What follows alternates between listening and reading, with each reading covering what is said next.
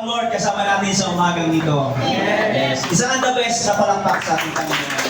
Ang Diyos ay dapat patuloy pagsakban ng kanyang bayan. Napakabuti ng Panginoon. Kasi although may balita tayo, may bagyo na malakas, alam ko ang Lord buhay, makapangyarihan, at iingatan niya yung mga nagmamahal sa Kanya. Amen? Hallelujah. Okay, sa umagang ito, tumako na tayo sa salita ng Panginoon na ating pag-aaralan. Ang sabi niyan, sabay-sabay nating basahin. Sabi niyan, when Enoch had lived 65 years, he became the father of Methuselah. After he became the father of Methuselah, Enoch walked faithfully with God 300 years and had other sons and daughters. Altogether, Enoch lived a total of 365 years. Enoch walked faithfully with God, and he was no more because God took him away. Diyos. So sa umagang ito, pag-aaralan po natin ang buhay ni Enoch. No? So naniniwala po na sa pamamagitan ng buhay ni Enoch na nakasulat yan sa Biblia, ay may mga makukuha tayong mga bagay na revelation ang galing sa ating Diyos. So sa umagang ito, ang topic po natin ay pinamagatan kong living. Living closer to God. Mamuhay tayo ng malapit o nakadikit na living closer, di ba? Mamuhay tayo ng malapit sa Diyos. Amen? Sabihin mo sa katabi mo, kapatid, mamuhay ka na malapit sa Diyos. Habang tayo dito sa mundong ito, itinuturo ng Biblia na dapat tayong mamuhay na malapit tayo sa Diyos. Bakit po mahalaga na tayo ay lumapit, laging lumapit sa Diyos? Bakit mahalaga na tayo dapat kilala at mayroon tayong relasyon sa ating Diyos? Nasa huling panahon na tayo at mas clear sa atin, mas malinaw sa bawat isa sa atin yung mga sinyales, no, na tayo na sa huling panahon na. Kasi nakikita natin, nararanasan natin yung mga bagay na nangyayari. Pero sabi ng Biblia, hindi ito yung yung wakas. No? Kasi, ang sabi kasi ng Biblia, kailangan mo nang maipangaral yung salita ng Diyos sa lahat ng dako, sa mga kasalukulukan, sa mga sityo, sa mga barangay, sa lahat ng tao. No? Kailangan mo nang mangyari yan bago dumating ang wakas, di ba? Kaya nga, naka-raise ko po kayo, pag uwi niyo ng bahay, kung gusto niyo makita yung sa Mateo 24, ay may nakalagay po doon yung dalawang uri ng news. Mayroon doon good news and din yung bad news. No, kayo mamimili kung ano yung pakikinggan ninyo o kung ano yung isi-search ninyo. No, so, pero sa akin, gusto ko madalas good news. Kasi pag bad news, defate, nakakababa ng pananampalataya. Pero pag good news, ano man ang mangyari sa mundo at nagsisearch ka ng good news, pinag-aaralan mo yung magandang balita ng ating Panginoong Kristo, mangyari man yung mga bagay na yan, tayo po ay panatag. Amen? Tayo, kasi alam natin sa sarili natin, pinangahawakan natin yung good news na tayo ay ligtas. Amen? May mga ligtas ba sa umagang ito? Yes. Hallelujah. At sa umagang ito naman ay living closer to God. Yan yung ating pag-uusapan, di ba? Kaya napakahalaga na tayo ay namumuhay na malapit sa ating Diyos, di ba? Kasi alam niyo mga kapatid, hindi ito yung panahon na kung saan lalayo ka pa sa Diyos, nakakilala ka na sa Diyos. Hindi ito yung panahon kung saan tatalikod ka pa sa Panginoon, di ba? Kundi ito na yung panahon para iayos natin kung may mali man sa ating mga buhay. Amen? Ito na yung time na iayos natin, huwag na tayong tumalikod sa Lord, di ba? Alam po, maraming mga tao nangangarap sila makapasok sa langit. Naniniwala ba kayo? Maraming mga tao, pag pinasinatin mo, pagdating ng time, gusto mo sa langit, di ba? Sino dito gusto makarating ng langit? Hindi ko natatayang kung ngayon na, hindi mo na. Kasi marami pang plano ng Lord, parang kung gagawin ng Lord sa buhay natin. Amen? Pero marami talagang tao, pero pag halimbawa, may mga gusto nila makapasok sa langit, pero kapag may time na nagsishare ka, ayaw nilang tumanggap, ayaw nilang tanggapin, di ba? Minsan may mga magulang na binabawalan mo yung mga anak na dumalo ng church, di ba? Pero maraming tao nangangarap na makapunta ng langit, di ba? Kaya nga, mga kapatid, kung ikaw nangangarap na makapunta ng langit, kung dito pa lang sa lupa, ayaw mo nang lumapit sa Diyos, di ba? Paano tayo makapunta sa langit? Amen? Kaya, kung ikaw nangangarap na pagdating ng time ay langit yung iyong destination, dapat dito pa lang sa lupa, nalapit na tayo sa Diyos. Amen? Dito pa lang sa lupa, hinahangad na natin yung presensya ng Panginoon. Amen? Hinahanap na natin ang Diyos. Di ba? Kasi kung dito pa lang sa lupa, ayaw mo nang lumapit sa Diyos, ayaw mo hanapin ang Diyos, Sinasabi ng Biblia, hindi ka makapunta sa langit, sa impyerno ka mapunta. Tama? Kasi dito pala, hindi mo na ipinapamuhay, di ba? Na malapit sa Panginoon. Alam mo kasi ang katotohanan talaga, ayaw ni Satanas na malaman ng tao yung katotohanan. Amen? Ayaw ni Satanas na yung tao mapalapit sa Diyos. Kasi gusto ni Satanas yung tao mapunta doon sa impyerno. Gusto niya magkaroon siya ng kasama doon. Di ba? Ayaw ipaalam ni Satanas kung ano yung tungkol doon sa katotohanan na kapag namatay ang tao, dalawa lang yung pupuntahan. Itinuturo ni Satanas, may purgatorio, na kapag may nag-pray sa'yo, pwede ka pa malipat sa langit, di ba? Ganyan yung deception ni Satanas, di ba? Di ba kapag namatay ka, may chance ka pa. Wala po. Dahil dalawa lang, ang sabi ng Biblia, pagkatapos ng kamatayan, pag namatay ang tao, ang pagkatapos ang kasunod nun ay paghuhuko. Yun ang sabi ng Biblia. Kung si Satanas ay ayaw niya na mapunta ang tao sa langit, gusto niya ang tao mga pa-impyerno, ang Diyos ko iba. Gusto ng Lord makasama ka sa kanyang kaharian. Amen?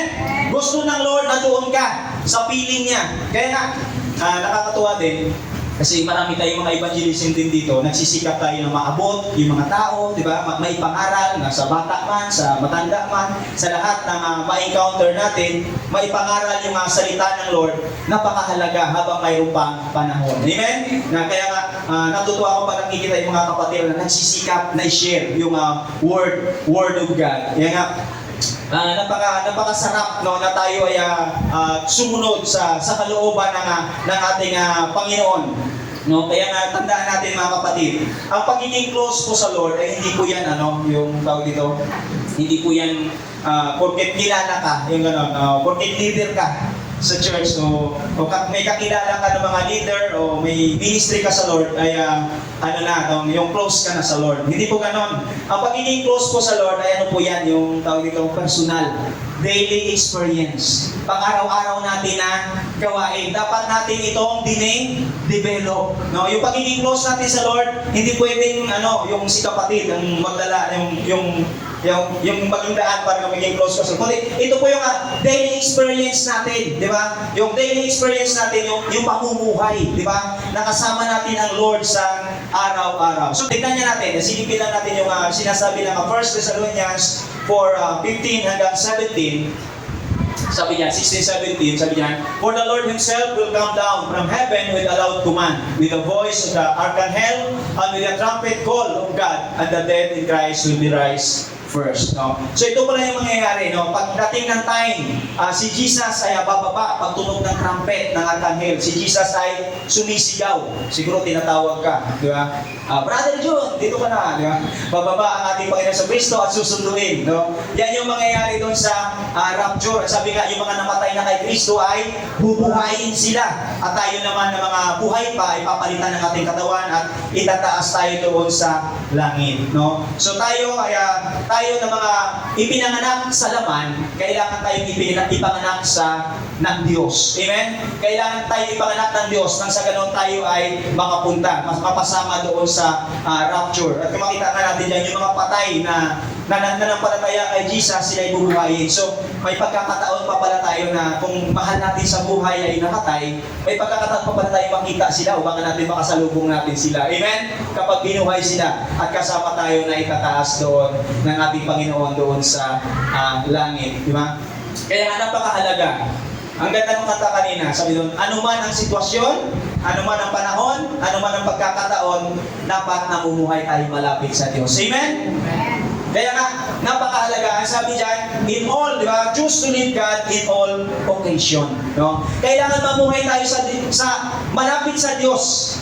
Na malapit sa Diyos sa lahat ng okasyon. Hindi yung lalapit ka lang sa Diyos sa mahal na araw. Lapit muna ako sa Diyos ngayon, mangilin muna. Kasi mahal na araw, di ba? O lalapit ka lang sa Lord pag birthday, di ba? O pag Pasko, di ba? So, sa lahat ng okasyon, anuman ang sitwasyon, anuman ang ating okasyon, anuman ang nangyayari sa mundo, mahalaga na tayo lumalakad, di ba? Namumuhay na malapit tayo sa ating Diyos. Kaya nga, magbagyuman, di ba? Tag-ulan man, ang mahalaga ay namumuhay tayo malapit sa Diyos. So, ang tanong ngayon, how to live closer to God? Paano pa tayo mamuhay na malapit sa Diyos? Itong si Enoch po, talagang namuhay siya. Kung makita natin, namuhay siya na malapit sa Diyos. At kung titignan natin ang ganda ng buhay ni Enoch, yun nga lang, ang iksi. No? Napansin niyo ba? Ang iksi lang na nakasulat doon sa yung tungkol sa kanya. Pero ang pinakamaganda doon, yung inilipat siya ng Lord mula dito sa lupa papuntang langit. Yung buhay ni Enoch, hindi siya masyadong detalyado. Hindi siya masyadong detalyado, pero napakaganda ng story ng buhay ni Enoch. Diba? Meron tayong mga story sa Bible, mga Bible character, katulad ni Joseph. Isa po yan sa paborito kong kwento sa Bible. No? Kapag binasa mo, talagang madrama. No? Pag binasa mo yung kwento ni Joseph, isa napapaiyak. Napapaiyak ka kasi ang ganda ng kwento, ang ganda ng story. Diba? Pero yung kay Enoch, ang iksi lang. Diba? Yung kay Jesus, ang ganda ng kwento ni Jesus. Ganun din sa kay David. Mula pagkabata, nandun yung kwento nila. Pero yung kay Enoch, napaka-iksi lang. Napaka-iksi lang. Alam niyo si Enoch, nabilib ako kasi noong time niya, namuhay si Enoch, sabi ng Biblia, namuhay si Enoch, malapit siya sa Diyos. Samantalang wala nag-encourage sa kanya noon. Di ba? Sabi nga, namuhay siya sa gitna ng mga tao na masasama.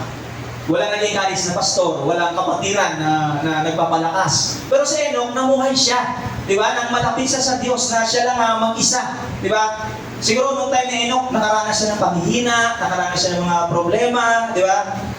Mabigat yung ganong sitwasyon. Amen? Kapag once na dumadanas ka ng problema, wala kang karamay, di ba? Alam mo sa panahon natin, maswerte tayo. Amen? Sabihin mo nga sa katabi mo, kapatid, pinagpala ka. Kasi pag dumadanas tayo ng problema, may nag-i-encourage sa'yo sa panahon natin. Amen? Sa kay Enoch, wala, solo lang siya. May nagpapalakas sa'yo, pinapit sa Lord, di ba? Ngayon, ang sarap nga humayo kasi marami yung evangelism team. Masarap mag-share ng word of God pag marami kayo. Amen? Malakas, di ba? Mag-Bible study kayo, marami kayo, malakas. Pero si Enoch, solo lang siya. Pero nakita natin, nakapagpatuloy si Enoch, di ba? Talagang nagawa niya na lumapit sa Lord. Ngayon, ang dami natin pag nag-evangelism. Masarap sumawa sa evangelism. Tapos pag may manilibre, di ba? Mas masaya. Hallelujah. Okay. Kaya nga, tignan natin, yung si Enoch, kahit na, halimbawa, siya lang mag-isa, talagang hindi siya tumalikod. Sabi sa Bible, hindi siya nag-backslide, talagang dire-diretso siya, na sumunod siya sa Panginoon, no? Sa panahon natin, dito sa church, minsan nakikita ko, di ba? Minsan nanghihina ka na. Tapos may nag-testimony, di ba? Tapos yung testimony, yung napagdaanan mo din, di ba? Nakaka-encourage, amen? Nakaka-encourage. Pero si Enoch, yung ganung sitwasyon nakikita natin, nabibiling tayo, nakapagpatuloy si sister, nagtagumpay siya kahit nadaanan niya yun. Ako, kaya ko rin. Pero si Enoch, wala sa narinig na nag-testimony, siya lang kasi mag-isa. Pero makita natin, si Enoch, talagang nakalapit siya sa Panginoon. How Enoch lived closer to God. O una po, tingnan natin. Ang unang points, hallelujah. Ang sabi dyan, how can we live closer to God? Paano ba tayo mamuhay ng malapit sa ating Diyos? Ano ba ang ginawa ni Enoch? Tingnan natin kung ano yung paraan ni Enoch. Ang sabi dyan, make a firm decision to walk with God. Basahin natin ng malakas, sabay-sabay. Make a firm decision to walk with God. So si Enoch, gumawa siya ng firm na decision. Ano ba yung firm? Matibay. Amen? Matibay na desisyon na lalakad siya kasama ang Diyos. Di ba? Kaya nga, ang buhay natin, ano yan? It's a matter of decision. Ikaw ang magdidesisyon. May kasabihan nga tayo, buntot mo, hila mo. Di ba? Yun yung kasabihan natin, di ba? Ikaw ang magdesisyon, di ba? Kapag sinabi natin firm decision, hindi po yung okay ngayon, bukas hindi. Amen? Gusto ngayon, bukas iba na. Di ba? Kapag sinabi natin firm decision, ano man ang mangyari. Amen? Ano man ang mangyari, gagawin ko ito. Ano man ang mangyari, susunod ako sa Diyos. Di ba? Isa kasi yung mga Pilipino, napansin ko lang dati kasi ganito din ako eh. I make a firm decision kapag December 31. Anong tawag natin doon? New Year's resolution na kapag New Year's resolution, gagawa ko itong bagay na ito. Gagawin ko sa buhay ko, babaguhin ko. Di ba? Pero hanggang February lang, hindi na kayang ituloy. Di ba? So, hindi ganon si Enoch. Gumawa siya ng firm decision. Balikan natin doon sa Genesis 5:21 hanggang 22. Sabi niya, when Enoch had lived 65 years, he became the father of Methuselah. After he became the father of Methuselah, Enoch walked faithfully with God 300 years and he had other sons and daughters. So makikita natin si Enoch, ang bata niyang ama, 65. No, sa panahon natin, wala na yata ganun, no, 65. Bakit ganyan? Kasi doon po sa Old Testament, mahaba yung buhay ng tao, kung almost 1,000 years na umaabot, di ba? Naisip ko nga rin, sabi ko, kaya siguro ganon, dahil sa time kasi ni Adan, medyo malapit pa sa generation ni Adan eh. Sa time ni Adan, nakakain si Adan at si Eva ng fruit of life. Amen? So dahil siguro sa epekto ng fruit of life sa buhay nila, kaya at saka yung mga prutas ang kinakain nun, kaya mahaba yung buhay ng tao. Kala nyo 65 years old na siya kaanak, di ba? At nabuhay pa siya ng 300 years, 365 years yung buhay niya. So dahil doon sa bunga na sa tree of life na nakain niya, humaba yung kanilang mga buhay. Yung bang pares natin sa panahon natin ngayon. Halimbawa sa generation natin, sa generation mo minsan maiksi na lang yung buhay natin. Kasi pag halimbawa yung ninuno mo may diabetic, minsan 4 to 5 generation, di ba? Namamana. Yung parang ganon. Kaya nga, si Enoch, nabuhay siya ng matagal, di ba? At ang sabi niya, when Enoch 65 years old, he became a father of Methuselah, di ba? Pero sinners ko, wala nakalagay na asawa si Enoch sa Bible. No, wala nakalagay kung sino yung asawa niya. Pero ang sabi diyan, noong siya ay naging ama ni Methuselah, no? After the birth of Methuselah, ito yung nangyari, di ba? Nung naging tatay siya, Enoch, ang sabi niyan, Enoch lived. Ang sabi niyan, Enoch walked faithfully with God 300 years and had other sons and daughters. Nung naipanganak na si Methuselah, doon nagkaroon ng firm decision si Enoch sa buhay niya. Lumakad siya ng 300 years kasama ang Lord. So kung titignan natin, doon sa 65 years ni Enoch, siguro sa buhay natin, bata-bata pa siya, hindi pa siguro siya born again. Amen? Si Enoch, hindi pa siya born again. So, yung 65 years na buhay niya, hindi yung kasama na lumakad siya ng closer sa Lord. No? Yung 65 years, di ba, siguro naisip niya, Lord, bigyan mo ko anak kasi 65 na ako. Wala pa akong anak. Siguro nung nagkaanak siya, baka nagsabi siya, thank you sis. Excuse mo na. Parang medyo minute. Ayan, hallelujah. So nung nagkaanak siya, siguro naisip niya na baguhin ko na yung buhay ko, di ba? Minsan ganun tayo eh, nung time na wala pa tayong bata-bata pa tayo, di ba? Minsan ako dati ganyan eh, kasi habang bata-bata pa ako, puro muna, di ba? Puro na mga bagay na hindi maganda yung nasa isipan. Pero si Enoch, nung naging anak niya, si Methuselah, nagseryoso siya. Amen? Nakita ba niyo? Nagseryoso. Sabihin mo sa katabi mo, kapatid, magseryoso ka na. Nung tayo na anak niya na si Methuselah, nagseryoso na sa Diyos. Ang sabi niya, 300 years na lumakad siya, na malapit sa Panginoon. Di ba? Kasi nakita niyo, nagkakaedad na ako. Gusto ko na magseryoso. Di ba? Gusto ko na magkaroon, di ba? Magkaroon ng malapit na relasyon sa iyo. Siguro nung nagkaanak siya, saka lang siya nakapag-isip. Amen. Nag-gets ba ninyo? Minsan ang tao ganun. May time na kung kailan nagkaanak, di ba? Nag-mature na yung isip. Naisip niya na yung Diyos. Amen? Naisip niya na yung Diyos na gusto ko nang lumakad, di ba? Na kasama ang Lord. Amen? At nakita natin, 300 years kasama niya ang Lord. Hindi 30 years. Hindi 3 years o 3 days. Di ba? Kundi tuloy-tuloy. Walang sinabi sa Bible na si Enoch ay na-backslide after 100 years. Hindi nagpatuloy din siya after 200 years. Ganon. Walang sinabi, kundi tuloy-tuloy. So makikita natin, si Enoch, nagkaroon siya ng turning point. Sabihin nga natin, turning point. Turning point. Ayan. Ano ang sabihin ng turning point? Ang sabi dyan, the moment when a big change happens in a person's life of direction. So ito yung nangyari kay Enoch. No? Nagkaroon ng turning point. Nung ipinanganak si Methuselah, nagbago, naikot yung buhay niya 180 degrees. Di ba talagang tumalikod na siya doon sa ugali niya ng kabataan at sumunod siya na malapit sa Lord. Siguro nung bata-bata pa siya, puro barkada, di ba? Puro tropa, di ba? Puro good time, di ba? Ganun yung yung sitwasyon ng buhay niya. Di ba? At saka minsan kapag ganyan, nagtataka yung mga tropa mo, bakit hindi ka siya nasama? Abay, nagkaanak lang. Di ba? Minsan ganyan, abay, nagkaanak lang, hindi na nasama sa amin, hindi na siya. Di ba? Ganon yung nagiging sitwasyon. Di ba? Abay, di ba? Ganon yung nangyari kay Enoch. Siguro naisip nila, nagkaanak lang, naging under desire na. Siguro nag-aalaga na ng baby, ganon. No? So si Enoch talagang lumakad siya. Di ba? Noong naging anak niya si Methuselah, di ba? Talagang nandun na yung paglapit niya sa Lord. Talagang ibinigay niya, nagkaroon ng turning point yung kanyang buhay. Di ba? Minsan, sasabihin sa iyo ng tao, puro na lang Diyos, puro na lang Diyos. Di ba? Sasabihin sa iyo na tao, di ba? Kaya nga, kapag nakilala na natin ang Panginoon, kapatid, huwag na tayong tatalikod. Amen? Sabi mo sa kapatid mo, kapatid, magtuloy-tuloy ka na. Magtuloy-tuloy ka na mag-serve sa Lord. Huwag mo nang isipin pa na bumalik pa doon sa mundo. Hallelujah. Alam niyo sa buhay ko po, gusto ko lang i-share, no, nang wala pa ako nung ako'y nakakilala sa Panginoon, ayaw ko magpaka-ipokrito. Kasi katotohanan, kahit ako po sumusunod noon sa Lord, kasi hindi pa ako malalim sa Lord, pag uwi ng bahay, minsan nasyak pa rin, diba? Minsan nayayaya pa rin. Pero, syempre, habang tayo, ito nga po yung sinasabi ko, yung pagsunod natin at paglapit natin sa Lord para makilala natin ang Panginoon, ano po yan?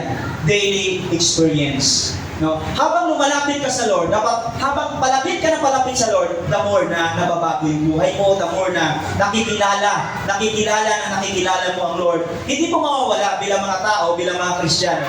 Hindi po mawawala sa atin minsan na magkaroon tayo ng pagkadapa, magkaroon tayo minsan ng mga bagay na nakakapanlamig, no? Pero ang mahalaga doon, huwag kang lalayo sa Lord. Amen? Kahit lumaan ka doon sa mga bagay na sa tingin mo ay ayaw mo na, o tatalikod ka na, huwag kang lalayo sa Lord. Kasi saan ka pa pupunta? Sabi nga ng Peter, di ba? Lord, saan pa kami pupunta? Ikaw lang ang Diyos na nagbibigay ng buhay. Amen? Hallelujah. Kaya nga, the more na lumalapit tayo sa Lord, doon po na lumalawak yung love natin sa Lord, nagiging closer tayo sa Panginoon. Doon natin nararanasan kung gaano kabuti ang Diyos sa buhay natin. Kaya nga, anumang pagsubok, anumang sitwasyon, anumang pagkakataon, kagaya ni Enoch, siguro naniniwala ako, si Enoch dumaan din siya. Noong time siguro na anak niya na si Methuselah, dumaan din siya ng mga pagsubok, ng mga problema. Pero ang sabi ng Biblia, 300 years lumakad si Enoch na malapit sa Diyos. Hindi siya tumalikod, hindi siya lumayo. Hallelujah. Hallelujah. Tingnan natin ang Genesis 5:24. Hallelujah. Enoch walked faithfully with God, and then he was no more because God took him away. Kaya nga, nung lumakad siya ng faithfully, katapuong katapatan sa Panginoon, nagkaroon ng turning point yung buhay niya, di ba? Kinuha siya ng Lord. Kaya nga, napakahalaga, di ba, na magkaroon ng turning point yung buhay natin, di ba? Yung maisip natin minsan, Lord, parang tama na yung time na inubos ko sa ganong panahon, ganong oras, o ganong bagay, di ba? Lord, sawang-sawa na ako sa gantong buhay. Huwag naranasan niyo naman, Lord, ayaw ko na ng ganto kasi hindi naman ako nasasatisfy. Alam niyo kapatid, ang makakasasatisfy na sa buhay natin, sa puso mo, sa pangangailangan mo, ang Panginoong Hesus. Amen? Naniniwala ba kayo na ang Diyos lang ang makapag-satisfy sa buhay niyo? Malampakan niyo, Panginoon. You deserve. Hallelujah. Ang Diyos lang, di ba? Napakahalaga na makita natin na ang pagsunod natin, ang paglapit natin sa Lord, dapat sineseryoso natin. Amen? Kasi pag hindi natin sineryoso yung ginagawa natin sa Lord, sayang lang. Amen? Sayang lang. Kaya kapag nagkaroon ka ng desisyon, magkaroon dapat ng turning point, kailangan panghawakan natin, magkaroon tayo ng firm decision kapag tayo ay susunod sa ating Diyos. Amen? Ang sabi ng 1 Peter chapter 4 verse 3, hallelujah. For you have spent enough time in the past doing what pagans used to do, living in debauchery, lust, drunkenness, orgies, carousing, and devastable idolatry. No? Ang sabi ni Peter dyan, sabi niya, tama na yung panahon na ginugol nyo doon sa mga walang kwentang bagay na ginagawa ng mga pagano. Tama na, di ba? Enough is enough. Tama na yung mga ganung bagay, di ba? Tama na yung mga ganung bagay. Pwede rin sabihin, ayoko na, di ba? Lord, ayoko na ng ganung bagay. Gusto kong mamuhay ng malapit sa iyo. Amen? Lord, ayoko na ng mga ganung bagay. Minsan kasi, di ba, sabi nga, tama na yan. Minsan nakakaliwang jowa ka na, ay, girlfriend ka na, di ba? Sige ka pa din. Tama na, kailangan magkaroon tayo ng firm decision. Amen? Kailangan nandoon yung decision natin na sumunod sa Lord. Kasi yung emptiness ng heart natin, tunay na sa Diyos lamang talaga natin yan matatagpuan. Kaya nga, pag nasa iyo na si Jesus, mapapakanta ka na lang. Diba? Wala nang hahanapin pa. Amen? Wala nang nanaisip pa. Diba? Alam niyo mga kapatid, hindi man sabihin natin, meron na tayo lahat, pero pag nandyan si Jesus, ang mahalaga kasi sa puso ng tao. Nakita ko kay Enoch, no, sa panahon niya, nagkaroon siya ng contentment. Amen? Yung heart niya nagkaroon ng contentment, kaya nga talagang sumunod siya sa ating Lord. Nakontento, di ba? Nakontento siya sa kanyang kung ano yung ibinigay ng Lord sa kanya. Nagkaroon siya ng joy doon sa ibinigay ng Lord sa kanya. Sa buhay ko, mayroon pa ako mga desire, may mga nais, no? Pero naniniwala ako, di ba? Naniniwala ako na ang Lord ang magpupuno ng mga bagay na yan. Kaya sa bawat isa sa atin, habang sumusunod tayo sa Lord, habang hinahanap natin ang Lord, habang inilalapit natin ang sarili natin sa Lord, yung mga bagay na nais mo, di ba? Hindi mo yan ipipilit kung ayaw ng Lord ibigay sa iyo kasi meron kang contentment sa heart. Amen?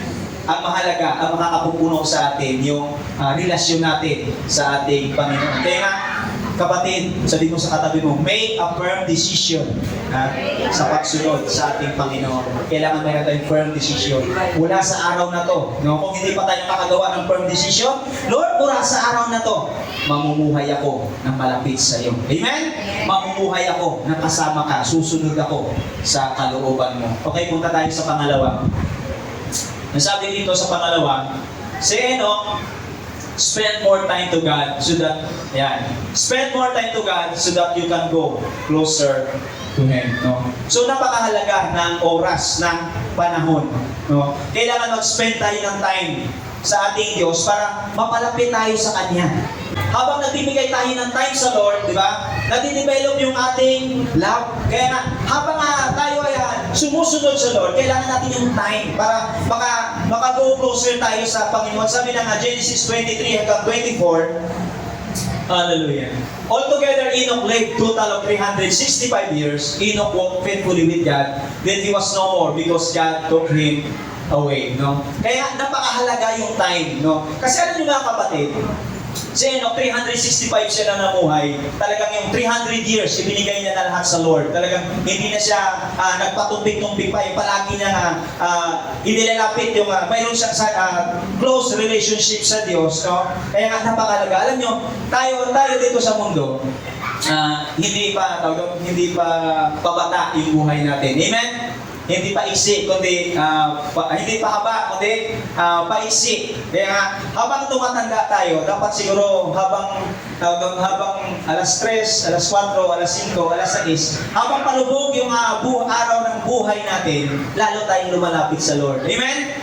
Dapat habang palubog yung buhay natin, habang patanda tayo, the more na nagkukumpronser tayo sa Lord, the more na nagbibigay tayo ng time para sa Panginoon. Hindi yung kung kailan ka tumanda, di ba? Saka ka pa lumayo sa Lord. Amen? Minsan sinasabi natin, ay, tumandang pa urong, di ba? Kailangan, habang tayo tumatanda, habang umiisip yung buhay natin dito sa lupa, the more na palapit tayo ng palapit sa Lord. Kasi kapag bata ka pa, kasi pag mga bata pa, iba yung hilig niyan. Napansin niyo, pag bata pa, hilig niyan, mga laro, di ba? Ayun, yung tatlong anak ko, nasubaybayan ko, bata pa sila, ang hilig nila, mga banila, nung bata pa, nung lumaki, basketball, di ba? Tapos nung nagkaedad-edad na, iba na yung gusto nila, di ba? Iba na yung gusto. Ganun din sa matatanda, di ba? Tingnan na natin sa personal natin buhay, nung bata-bata ka pa, gusto mo, pabango, amen? Mga pabango, nung nagkaedad ka na, ano gusto mo? Yung maanghang na. Di ba? Kaya nga, habang tumatagal, di ba? Habang tumatagal tayo sa Lord, habang, di ba? Nag-isip nyo, habang umiiksi yung buhay natin, nag-iba yung gusto natin. At dapat ang gustuhin natin, mag-spend tayo ng time doon sa Diyos. Amen? Yung time na natitira sa buhay natin, huwag na natin ubusin doon sa mga bagay na hindi naman mahalaga. No? Kasi yung mga bagay na yan, naiiwan natin yan. Kaya yung time na meron tayo, mas pahalagahan natin yung time natin doon sa Lord. Doon sa Lord. Doon natin ibigay. Hallelujah. Hallelujah.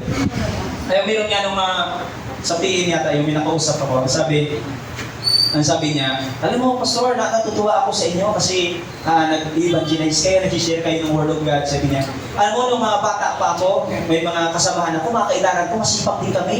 Sabi niya, magbahay-bahay, mag-share ng Word of God, nag-evangelism kami. Kinamusta ko, kamusta naman po ngayon ay, yun nga sabi niya, hindi ko na nagagawa. Sabi niya, kasi busy na ako. Alam niyo, yung ginawa natin noon sa Panginoon, tapos tumigil tayo, wala pong bilang sa Lord yan, pagbalik ng Lord. Alam niyo ba yun? Diba? Halimbawa, nagsikap ka, siguro mga edad ka, mga sabihin natin, bata-bata ka pa, nagsikap ka, tapos tuloy-tuloy ka, andi dumating ang time, tumigil ka, andi dumating ang Lord. Kapatid, walang bilang sa Lord yun.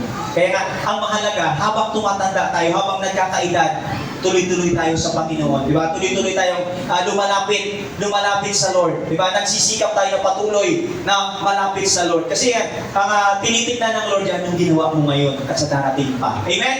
Hindi tinitignan ng Lord yung past mo. Amen? Nagets natin? Kaya yung time, ibigay natin. Kung may time tayo ngayon, ibigay na natin sa Panginoon. Amen? Spend more time to God so that you can go closer to Him. Ang sabi nga dito sa 2 Corinthians chapter 6, 1 and 2, hallelujah. And as God's co-workers work, you do not receive God's grace in vain. For He says, in the time of my favor, sabi yan, I heard you. And in the day of salvation, I helped you. I tell you, now is the time of God's favor. Now is the day of salvation. Kaya nga pag once, di ba, ibigay natin, narinig natin sa salita ng Lord, ito na yung time. Ito na yung time ng kaligtasan. Di ba? Ito na yung time na kung saan lalapit tayo at lalapit sa ating Panginoon. Di ba? Kailangan on fire tayo. Madalas sa pagsiserve sa Lord, huwag tayong patumpik-tumpik. Kasi sabi dito sa Romans 13:11, ang sabi nga dyan, hallelujah. And do this, understanding the present time.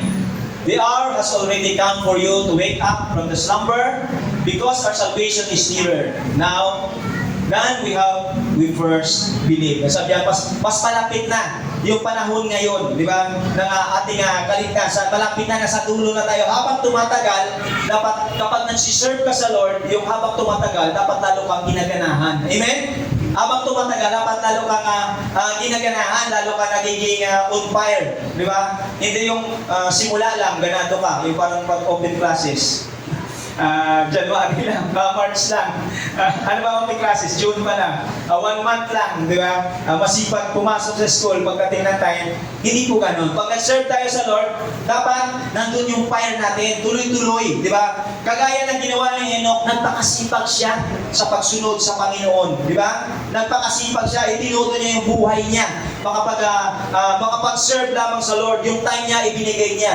Kaya nga, makikita natin na sabi doon sa Genesis 5:24, dahil sa ginawa niya na pagsunod sa Panginoon, Enoch walked faithfully with God, then he was no more because God took him away. At dahil sa ginawa niya, si Enoch na-transport doon sa langit, di ba?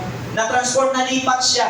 Alam niyo yung rapture na yan, yung sa panahon ni Enoch, tinitignan ko, kung sa panahon natin, mangyari, halimbawa dumating sa time natin, halimbawa ngayon, sa time natin ngayon, dumating.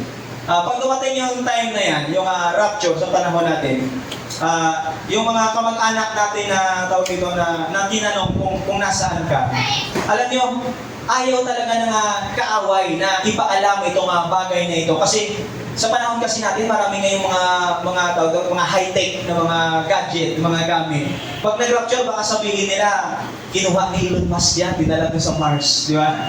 Yung mga tao na nawala, no? Kasi ayaw nila na ang Diyos ay maparangalan, no? Makikita siguro natin sa news, sa balita na yung mga tao na nawala, na rapture, baka ibalita na dinala, inilipat doon sa Mars, di ba? Pero kung makikita natin, ang Biblia, nagtuturo siya, di ba? Nagtuturo siya na yung mga lahat ng mga sumasampalataya, naniniwala sa ating Diyos, mararanasan nila yung tinatawag na caught up, yung aagawin. Amen? Kaya nga patuloy tayo na mamuhay, magbigay ng time, di ba, sa pagsiserve sa ating Diyos. Okay, punta tayo sa pangatlo. Hallelujah.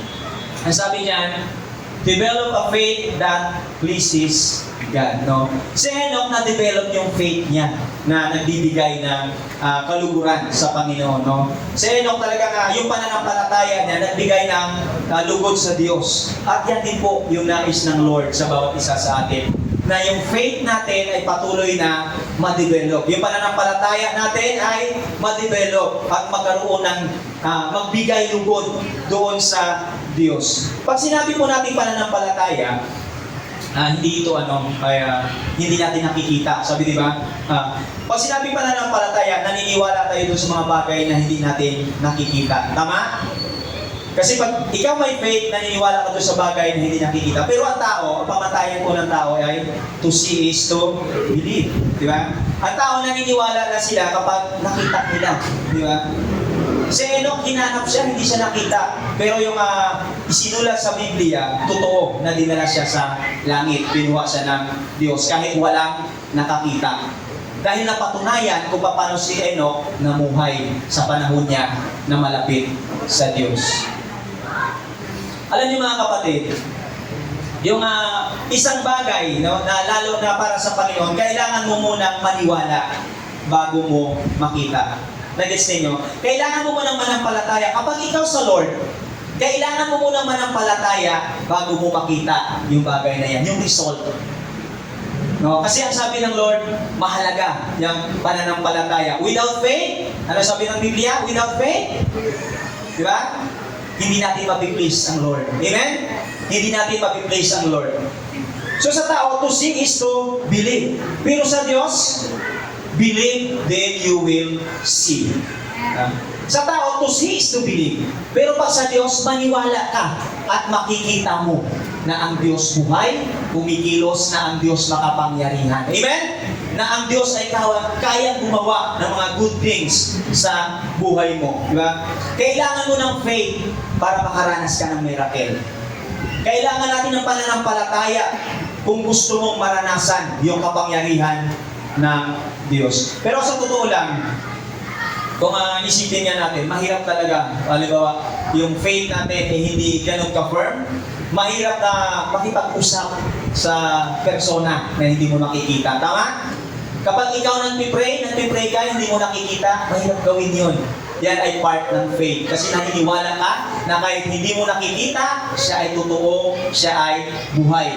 Tama? Kasi kapag once na, halimbawa, may mga tao na walang faith, halimbawa, nag-pray ka, o nananalangin ka dyan, tapos nakita ka ng mga tao na walang faith, nakita ka na nagsasalita, nagpipray ka dyan sa bagay na hindi mo nakikita. Diba? Ano sabihin ng tao sa'yo?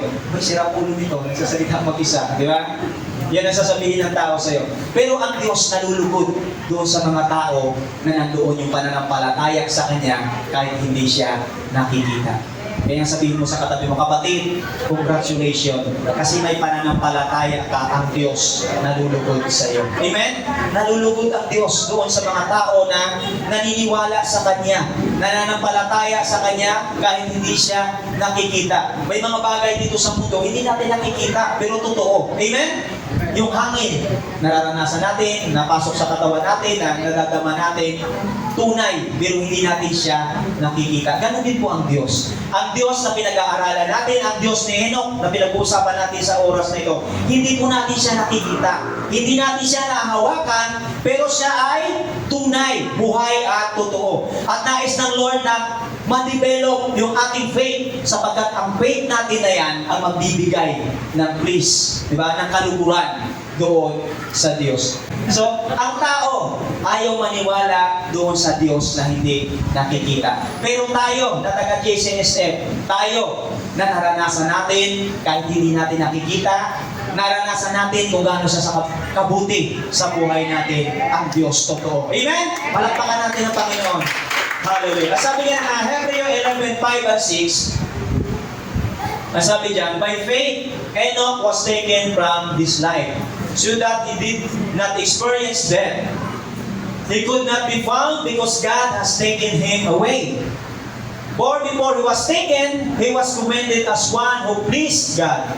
And without faith, it is impossible to please God. Because anyone who comes to him must believe that God exists and that He rewards those who earnestly seek Him. So, napakahalaga, no? Napakahalaga yung pananampalataya natin sa Diyos, no? Kasi ito yung sinasabi ng Lord diyan, no? Na sabi ng Lord, kapag ikaw nanampalataya, mayroon ka ng buhay na walang hanggan. Amen? Kapag nanampalataya ka sa ating Panginoong Jesucristo, kung makikita natin, yung faith ni Enoch, ito yung nag-transport sa kanya doon sa heaven. No? Ito yung nag-transport sa kanya, ito yung nagdala sa kanya doon sa heaven. At ito din yung itinuturo ng ating Panginoong Jesucristo na kapag ikaw nanampalataya kay Jesus, mamatay ka man ngayon. Pagdating ng time, pagbalik niya, mabubuhay ka ulit dahil bubuhayin ka ng Diyos. At kung hindi ka man mamatay ngayon at dumating si Jesus, kasama ka na matatransport sa langit. Bakit? Dahil mayroon ka faith. At ang faith na yan ang nagbibigay ng kaluguran sa Diyos. Amen? Ang faith na yan na nasa sayo, yan yung magbibigay ng kaluguran sa Lord. So sa paano paraan ba tayo na napapalakas ang ating pananampalataya kahit yung mga hindi natin nakikita ang Lord, hindi natin siya nahawakan, di ba? Kahit minsan na nagpe-pray tayo. Kasi kung wala ka kasing faith, di ba? Hindi ka magpe-pray. Kasi hindi mo nakikita yung pinapanalakinan mo, di ba? Magdadalawang isip, tutugunin kaya ako ng Diyos kasi hindi ko naman siya nakikita. Ba't ko kailangan mag-pray? Yan yung mga tao na walang faith, di ba? Pero pag may faith ka, gagawin mo dahil na nananampalataya ka. So, paano ba napapalakas yung ating pananampalataya? Sabi sa Romans chapter 10:17, sabi dyan, by hearing and hearing the word of God will develop our faith. Consequently, faith comes from hearing the message, and the message is heard to the word about Christ. So, lalalim, madidevelop ang ating pananampalataya kapag palagi tayo nakakarinig ng salita ng Lord. Palagi tayo nakakarinig ng mga bagay na tungkol kay Kristo. Amen? Sa panahon na yun, na-develop ang faith niya kahit walang nangangaral.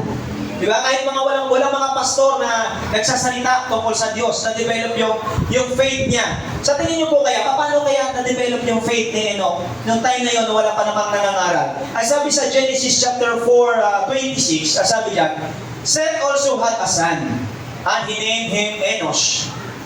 And the time people began to call on the name of the Lord.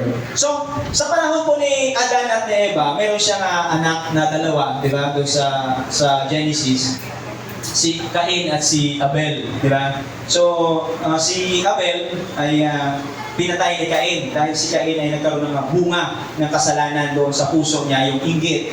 Pinatay niya si Cain na sumasamba sa Diyos, no, na nagbigay ng kaluguran sa Diyos dahil doon sa inggit, no. Kaya ang nangyari, binigyan uli ng Diyos si Adan at si Eva ng panibagong anak at ang pangalan niya ay Seth, no. Yang si Seth, ang tawag sa kanya ay siya yung kapalit, no.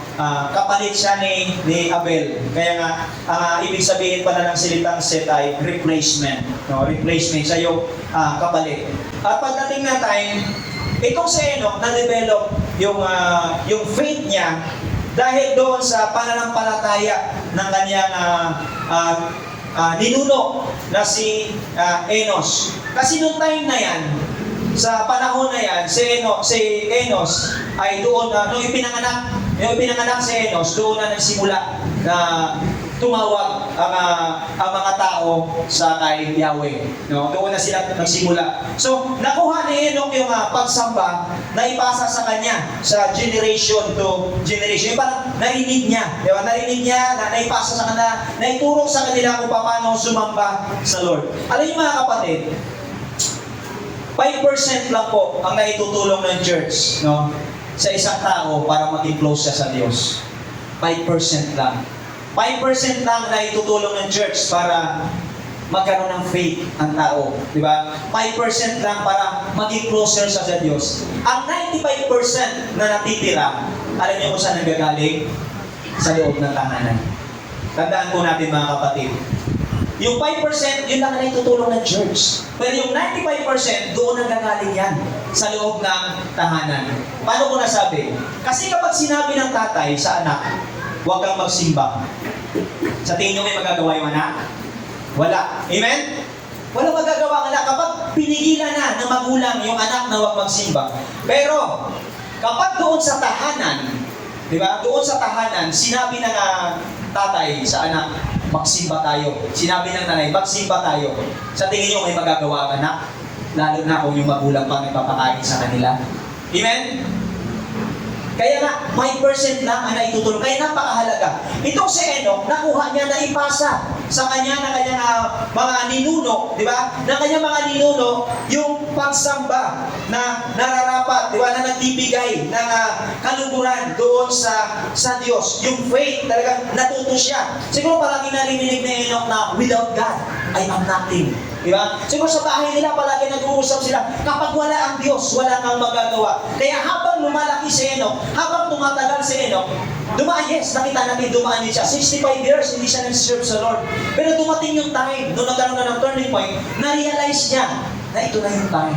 Amen? Ito na yung time na kung saan magsiserve na ako sa Diyos. Di ba? Lalakad na ako na malapit sa Panginoon. Kaya sa umagang ito, let's draw near closer to God before everything is too late. Amen?